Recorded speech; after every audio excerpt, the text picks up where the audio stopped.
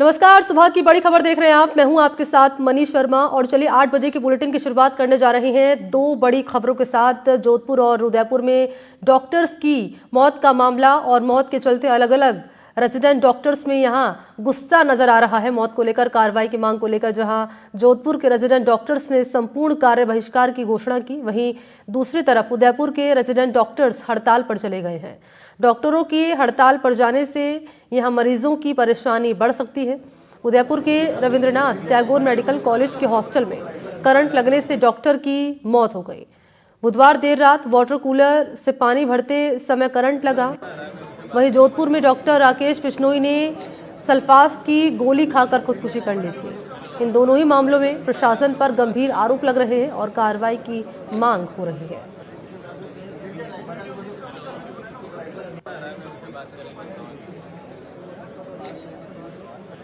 तो जोधपुर में डॉक्टर ने खुदकुशी कर ली, आरोप लगाया गया, कार्रवाई की मांग हो रही है इस मामले में। 13 जून से हंगामा लगातार जारी है।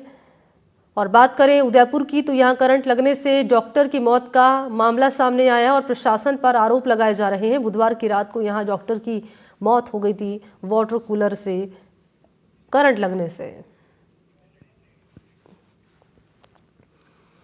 बात करें सबसे पहले उदयपुर की तो यहां रेजिडेंट डॉक्टर्स की हड़ताल लगातार जारी है। करंट लगने से डॉक्टर की मौत के बाद हंगामा लगातार किया जा रहा है। रेजिडेंट डॉक्टर्स ने हड़ताल की है उदयपुर में। पोस्टमार्टम रिपोर्ट को लेकर देर रात को हंगामा हुआ है हॉस्पिटल मोर्चरी के बाहर। पोस्टमार्टम रिपोर्ट में सच को छिपाया गया है, ये कह रहे हैं रेजिडेंट डॉक्टर। रिपोर्ट में मौत का कोई स्पष्ट कारण सामने नहीं आया है। रिपोर्ट में करंट जैसी कोई बात जिसका जिक्र ही नहीं किया गया है।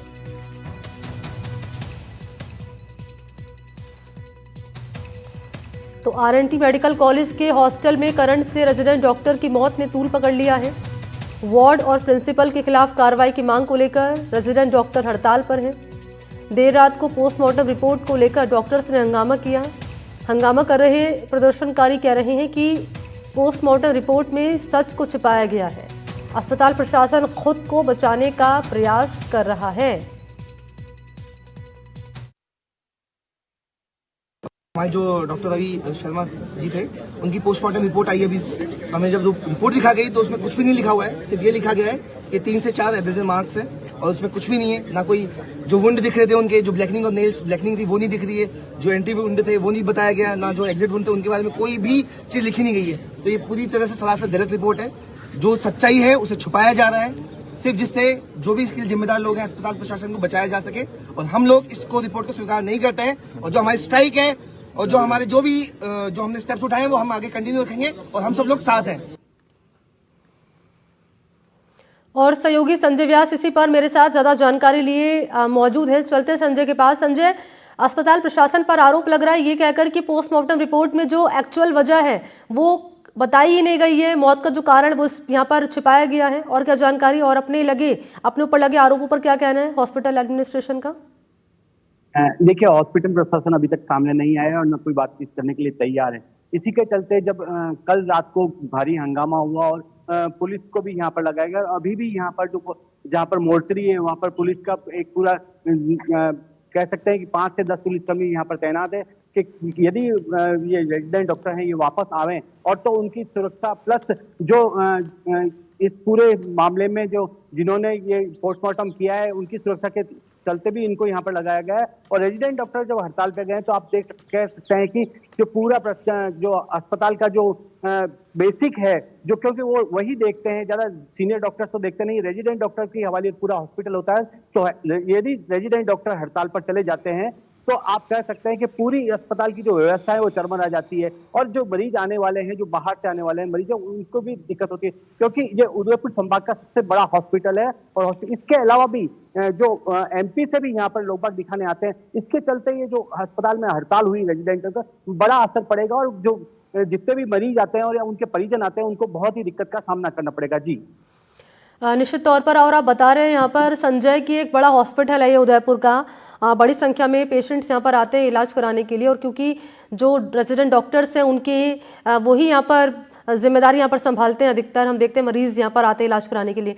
क्योंकि अब ये हड़ताल पर हैं, ये प्रदर्शन कर रहे हैं, तो कैसे इस मामले का हल निकाला जाएगा? देखिए, कल भी वार्ता चली थी, लेकिन जब वार्ता में कोई निष्कर्ष नहीं निकला, क्योंकि जब सीनियर डॉक्टर से तैयार नहीं है कि किस तरह से, क्योंकि मानने को तैयार नहीं कि करंट से इसकी मौत हुई है, जो डॉक्टर रवि है उनकी मौत हुई है।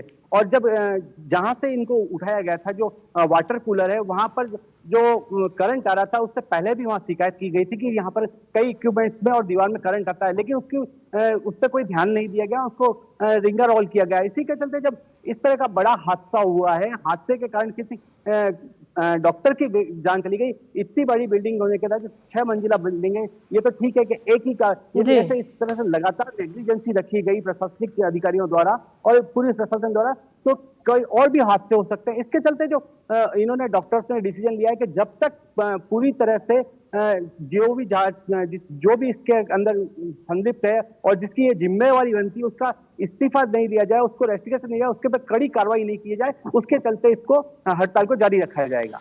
अब कैसे इस मामले का हल निकाला जाएगा, ये महत्वपूर्ण जानकारी आपसे हम लेते रहेंगे। संजय, नजर आप बनाए रखिएगा। बहुत शुक्रिया आपका। और इस बीच जोधपुर से खबर है, डॉक्टर खुदकुशी केस से जुड़ी हुई। आपको जानकारी दें कि रेजिडेंट्स ने पूर्ण कार्य बहिष्कार किया है। डॉक्टर सुसाइड केस में कार्रवाई न होने को लेकर रेजिडेंट्स में नाराजगी है। 13 जून की तारीख रही थी जब डॉक्टर राकेश बिश्नोई ने सुसाइड कर लिया था और संपूर्ण कार्य बहिष्कार की घोषणा इस मामले में की गई है। 8 बजे के बाद से सिर्फ इमरजेंसी ऑपरेशन और लेबर रूम में ही कार्य करेंगे तमाम रेजिडेंट्स। तो ये बड़ी अपडेट है।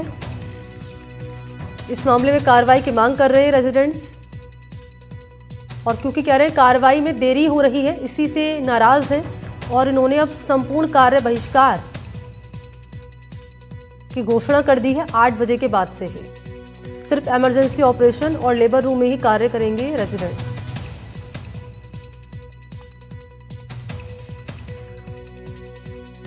तो सिर्फ इमरजेंसी सेवाएं ही एक्टिव रहेंगी, चालू रहेंगी।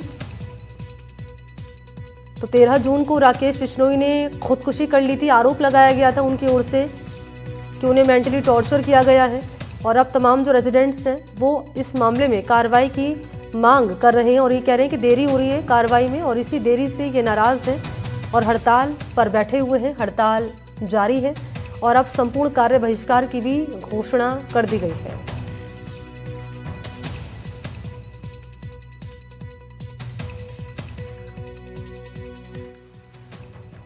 तो पूरा मामला क्या है वो आपके सामने जानकारी पॉइंटर्स के जरिए हम रख रहे हैं। तस्वीरें भी मैं आपके सामने रख रही हूं, जिसमें आप देख रहे हैं धरने पर बैठे हुए हैं ये तमाम रेजिडेंट्स, और इनकी मांग है कि कार्रवाई हो, सख्त से सख्त एक्शन इस मामले में लिया जाए, क्योंकि कार्रवाई में देरी हो रही है और इसी देरी से ये तमाम रेजिडेंट डॉक्टर्स नाराज हैं। और ये उस डॉक्टर की तस्वीर है जिसने सुसाइड कर लिया। डॉक्टर की मौत के बाद अब जो गुस्सा है वो लगातार बढ़ रहा है तमाम रेजिडेंट्स का, जिन्होंने अब संपूर्ण कार्य बहिष्कार का ऐलान कर दिया है और ये कह रहे हैं कि जब तक सख्त एक्शन नहीं होगा इस मामले में, तब तक ये जो हड़ताल है, ये जो प्रदर्शन है हमारा, वो जारी रहेगा।